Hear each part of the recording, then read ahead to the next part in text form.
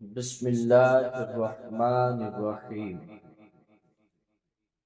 10 المبارک ہجری 8 کو رسول اکرم صلی اللہ تعالی علیہ وسلم مدینہ سے 10,000 کا لشکر پر انوار ساتھ لے کر مکہ کی طرف روانہ ہوئے۔ بعض روایتوں میں ہے کہ فتح مکہ میں آپ کے ساتھ 12,000 کا لشکر۔ ان دونوں روایتوں میں کوئی تعارض نہیں۔ ہو سکتا ہے کہ مدینہ سے روانگی کے وقت 10,000 کا لشکر رہا ہو، پھر راستے میں بعض قبائل اس لشکر میں شامل ہو گئے، تو مکہ پہنچ کر اس لشکر کی تعداد 12,000 ہو گئی ہو۔ بہرحال مدینہ سے چلتے وقت حضور صلی اللہ تعالی علیہ وسلم اور تمام صحابہ کرام روزہ دار روزے کی حالت میں تھے۔ جب آپ مقام قدید میں پہنچے تو پانی مانگا اور اپنی سواری پر بیٹھتے ہوئے پورے لشکر کو دکھا کر آپ نے دین میں پانی نوش فرمایا اور سب کو روزہ چھوڑ دینے کا حکم دیا۔ چنانچہ آپ صلی اللہ تعالی علیہ وسلم اور آپ کے اصحاب نے سفر اور جہاد میں ہونے کی وجہ سے روزہ رکھنا موقوف کر دیا۔ جب حضور صلی اللہ تعالی علیہ وسلم مقام جحفہ میں پہنچے تو وہاں حضور کے چچا حضرت عباس رضی اللہ تعالی عنہ اپنے اہل و عیال کے ساتھ خدمت اقدس میں حاضر ہوئے۔ یہ مسلمان ہو کر آئے تھے، بلکہ اس سے بہت پہلے مسلمان ہوئے تھے، اور حضور صلی اللہ تعالی علیہ وسلم کی مرضی سے مکہ میں مقیم تھے اور حجاج زمزم پلانے کے معزز عہدے پر فائز تھے، اور آپ کے ساتھ میں حضور کے چچا حارث بن عبد المطلب کے فرزند جن کا نام بھی ابو سفیان تھا، اور حضور صلی اللہ تعالی علیہ وسلم کے خفیزاد بھائی عبداللہ بن ابی امیہ جو ام المؤمنین حضرت بی بی ام سلمہ کے سوتیلے بھائی تھے، بارگاہ اقدس میں حاضر ہوئے۔ ان دونوں صاحبوں کی حاضری کا حال جب حضور صلی اللہ تعالی علیہ وسلم کو معلوم ہوا تو آپ نے ان دونوں صاحبوں کی ملاقات سے انکار فرما دیا، کیونکہ ان دونوں نے حضور صلی اللہ تعالی علیہ وسلم کو بہت زیادہ ایذائیں پہنچائی تھی، خصوصاً ابو سفیان بن حارث آپ کے چچا زاد بھائی جو اعلان نبوت سے پہلے آپ کے انتہائی جانثاروں میں سے تھے، مگر اعلان نبوت کے بعد انہوں نے اپنے قصیدوں میں اتنی شرمناک اور بیہودہ وجوہ حضور صلی اللہ علیہ وسلم کی کر ڈالی تھی کہ آپ کا دل زخمی ہو گیا تھا۔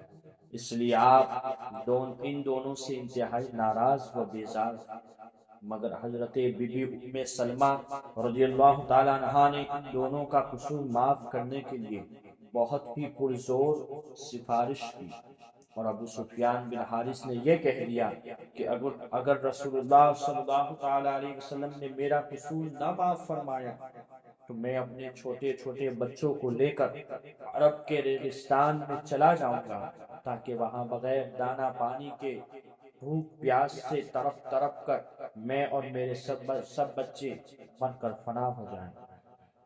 حضرت بی بی ام سلمہ رضی اللہ تعالیٰ عنہا نے بارگاہ رسالت میں آب دیدہ ہو کر عرض کیا کہ یا رسول اللہ، کیا آپ کے چچا کا بیٹا اور آپ کی پھوپھی کا بیٹا تمام انسانوں سے زیادہ بد نصیب رہے گا؟ کیا ان دونوں کو آپ کی رحمت سے کوئی حصہ نہیں ملے گا؟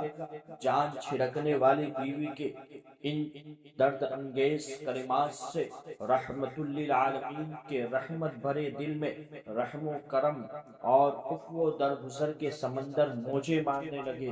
پھر حضرت مولا علی نے ان دونوں کو یہ مشورہ دیا کہ تم دونوں اچانک بارگاہ رسالت میں جا کر کھڑے ہو جاؤ، اور جس طرح حضرت یوسف علیہ السلام کے بھائیوں نے کہا تھا وہی تم دونوں بھی کہو کہ لقد آثرک اللہ علینا وان کننا لخاطئین، کہ یقیناً آپ کو اللہ تبارک و تعالی نے ہم پر فضیلت دی ہے اور ہم بلا شبہ خطاوار ہیں۔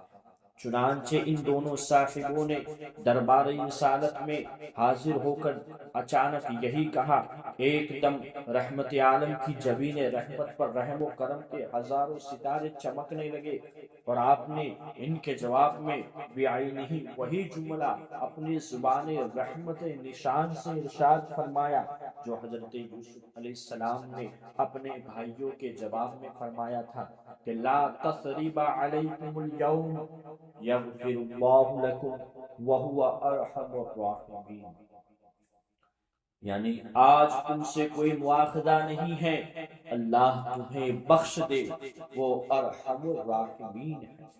جب قصور معاف ہو گیا تو ابو سفیان بن حارث نے تاجدار دو عالم صلی اللہ تعالی علیہ وسلم کی مدح میں اشعار لکھے، اور زمانے جاہلیت کے دور میں جو کچھ آپ نے لکھا تھا اس کی معذرت کی، اور اس کے بعد عمر پر نہایت سچے اور ثابت قدم مسلمان رہے، مگر حیا کی وجہ سے رسول اللہ صلی اللہ تعالی علیہ وسلم کے سامنے کبھی سر نہیں اٹھاتے تھے۔ حضور صلی اللہ تعالی علیہ وسلم بھی ان کے ساتھ بہت زیادہ محبت رکھتے تھے اور فرمایا کرتے تھے کہ مجھے امید ہے کہ ابو سفیان بن حارث میرے چچا حضرت حمزہ کے قائم مقام ثابت ہوں گے۔ مکہ سے ایک منزل کے فاصلے پر مر الزہران میں پہنچ کر اسلامی لشکر نے پڑاؤ ڈالا، اور حضور نے فوج کو حکم دیا کہ ہر مجاہد اپنا الگ الگ چولہا جلائے۔ 10,000 مجاہدین نے جو الگ الگ چولہے جلائے تو مر الزہران کے پورے میدان میں میلوں تک آگ ہی آگ نظر آنے لگی۔ گو قریش کو معلوم ہی ہو چکا تھا کہ مدینہ سے فوجیں آ رہی ہے، مگر صورتحال کی تحقیق کے لیے قریش نے ابو سفیان بن حرب، حکیم بن حزام، بدیل بن ورقہ کو اپنا جاسوس بنا کر بھیجا۔ حضرت عباس بے حد فکر مند ہو کر قریش کے انجام پر افسوس کر رہے تھے۔ وہ یہ سوچ رہے تھے کہ اگر رسول اللہ صلی اللہ تعالی علیہ وسلم اتنے عظیم لشکر کے ساتھ مکہ میں فاتحانہ داخل ہوئے تو آج قریش کا خاتمہ ہو جائے گا۔ چنانچہ وہ رات کے وقت رسول اللہ صلی اللہ تعالی علیہ وسلم کے سفید کھچر پر سوار ہو کر اس ارادے سے مکہ چلے کہ قریش کو اس خطرے سے آگاہ کر کے انہیں آمادہ کرے کہ چل کر حضور سے معافی مانگ کر صلح کر لو، ورنہ تمہاری خیر۔ مگر بخاری کی روایت میں ہے کہ قریش کو یہ خبر تو مل گئی تھی کہ رسول اللہ صلی اللہ تعالی علیہ وسلم مدینے سے روانہ ہو گئے ہیں، مگر انہیں یہ پتہ نہ تھا کہ آپ کا لشکر مر الزہران تک آ گیا ہے۔ اس لیے ابو سفیان بن حرب اور حکیم بن حزام، بدیل بن ورقہ اس تلاش و جستجو میں نکلے تھے کہ رسول اللہ کا لشکر کہاں ہے۔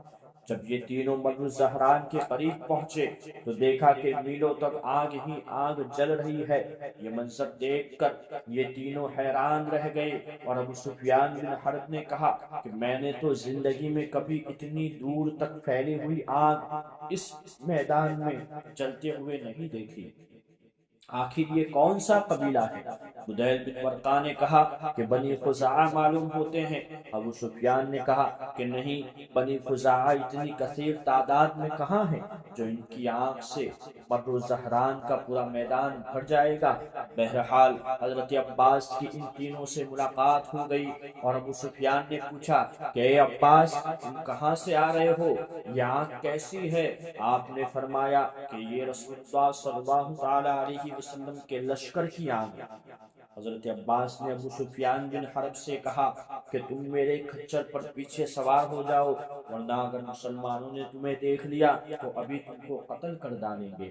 جب یہ لوگ لشکرگاہ میں پہنچے تو حضرت عمر رضی اللہ تعالی عنہ اور دوسرے چند مسلمان جو لشکرگاہ سے کا پہرا دے رہے تھے ابو سفیان کو دیکھ لیا۔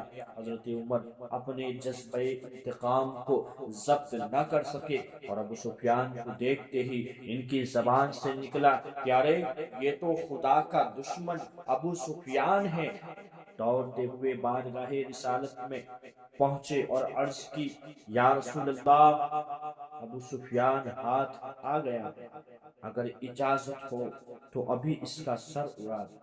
اتنے میں حضرت عباس بھی ان تینوں مشرکوں کو ساتھ ساتھ لیے ہوئے دربار رسول میں حاضر ہو گئے۔ ان لوگوں کی جاں بخشش کی سفارش پیش کر دی اور یہ کہا کہ یا رسول اللہ، میں نے ان سبوں کو امان دے دی ہے۔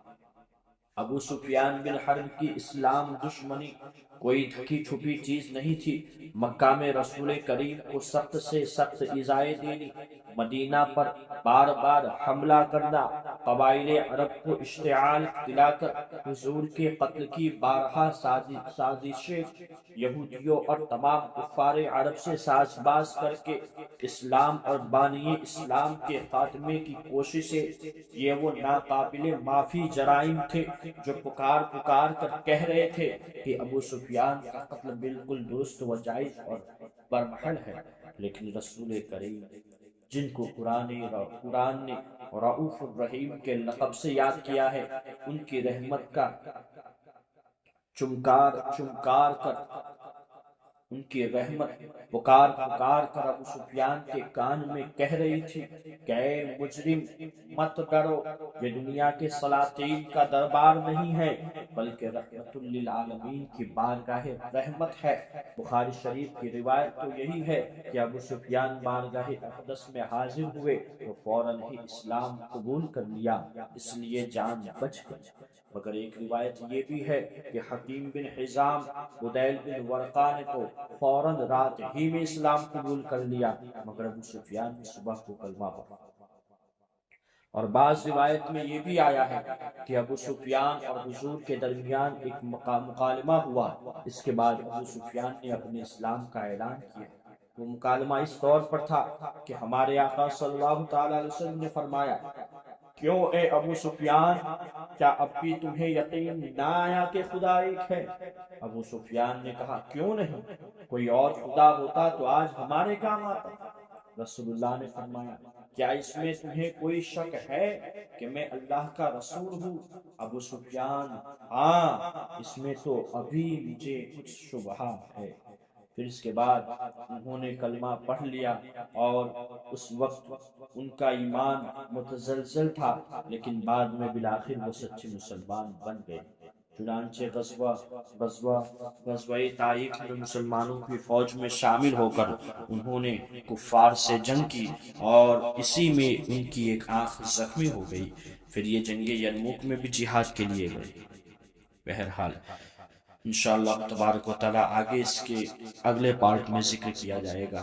تب کے لیے جزاک اللہ خیر۔ السلام علیکم ورحمۃ اللہ وبرکاتہ۔